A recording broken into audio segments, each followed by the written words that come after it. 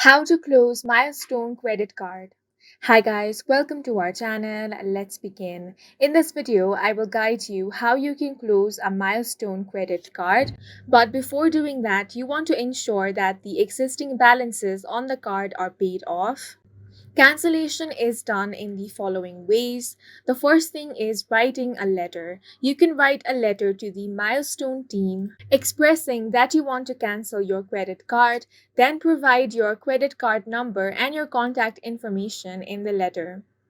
Now you want to send the letter to the Genesis FS Card Services PO Box 447 Beaverstone.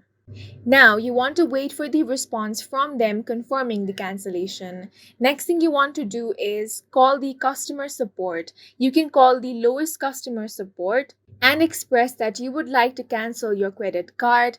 They will request you some information about your card, so you simply want to provide all the information such as your account number and social security number. Check your credit report after 30 days to ensure that it is not a current account.